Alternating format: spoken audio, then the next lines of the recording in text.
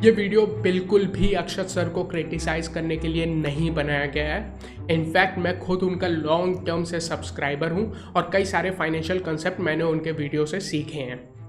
ये वीडियो मैं इसलिए बना रहा हूँ क्योंकि पिछले कई टाइम से मैं नोटिस कर रहा हूँ मेरे होम पेज पे कुछ ऐसे वीडियो रिकमेंड किए जा रहे हैं जिसमें बताया जा रहा है आप क्रिप्टो में एफडी यानी फिक्स डिपॉजिट करके गारंटी 20%, 30% और कई बार 100% रिटर्न तक कमा सकते हो। तो मेरा मानना था कि रिटेल निवेशकों को पहले तो इन स्कीम से दूर रहना चाहिए और दूसरी बात जो बहुत इंपॉर्टेंट है कि इससे रिलेटेड रिस्क भी आपको जानने चाहिए। तो मेरा नाम है अर्पित पाठक और आप हैं outside Dalal Street and good to see you back. तो मे के स्टार्ट में एक ऐसी ही क्रिप्टो करेंसी थी जो कि 20% अपने क्रिप्टो के फिक्स डिपॉजिट पे प्रोवाइड कर रही थी। इस करेंसी का नाम है टेरा लूना और ये कोई छोटी मोटी करेंसी नहीं थी, ये टॉप 10 क्रिप्टो करेंसीज में से एक थी। इसकी मार्केट कैप $40 बिलियन यानी 32,000 करोड़ रुपीस थे और विद इन अ वीक यानी कुछ दिनों के अंदर ही ये 32,000 करोड़ रुपए बर्बाद हो गए, जो इसको फाइनेंशियल ईयर FY22 का सबसे बड़े फाइनेंशियल क्राइसिस में से एक बनाता है। लेकिन ये क्राइसिस हुआ कैसे और इसके पीछे का कारण वही था, so called 20% return on fix deposit. तो आइए समझते हैं ये हुआ कैसे। लेकिन सबसे पहले आपको समझना होगा कि टेरा लूना बेसिकली है क्या। ये एक एल्गोरिथमिकली स्टेबल कॉइन है। अब वर्ड्स पे ध्यान दीजिए, स्टेबल और एल्गोरिथमिक।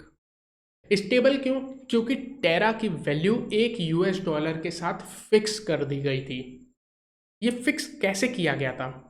इसको फिक्स करने के लिए इसके पीछे कोई कोलेट्रल नहीं था जैसे कि $।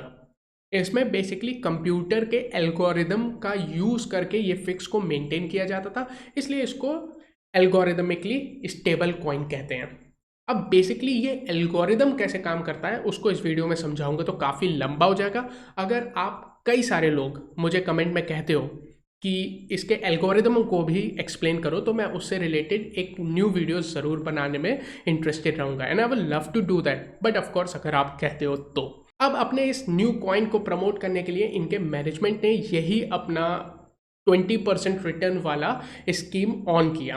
बेसिकली इसमें होता क्या है कि आप अपना टेरा को सेल ना करके इनका एक सेविंग अकाउंट मान लो, जिसे ये एंकर प्रोटोकॉल कहते हैं, उसमें अपना टेरा दे दोगे और उसके बदले ये आपको 20% एक्स्ट्रा जनरेट करके वापस करेगा रिटर्न।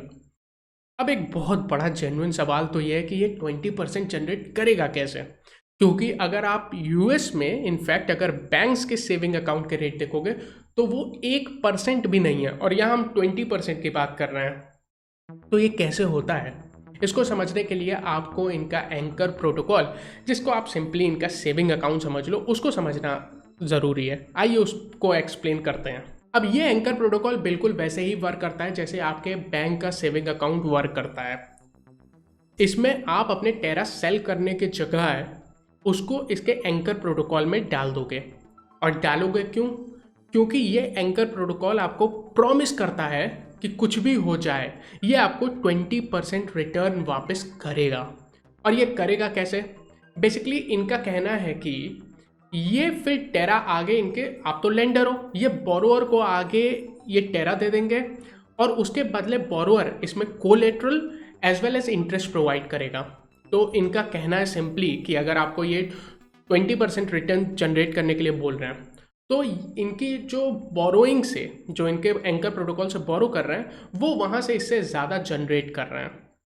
यानी अगर ये 20% आपको दे रहे हैं तो वो लेंड कर रहे हैं ऑलमोस्ट 22-23% पे। उसके अलावा वो कोलेट्रल भी ले रहे हैं जो कि कुछ यील्ड और प्रोड्यूस कर रहा है। इस तरह से ये 20% देते हैं, ऐसा इनका कहना है। लेकिन आपको एक चीज़ समझनी होगी और बहुत ही जेन्युइन सवाल है कि 23, 24, 25% पे अगर कोई बोरोइंग कर रहा है तो वो कौन होगा?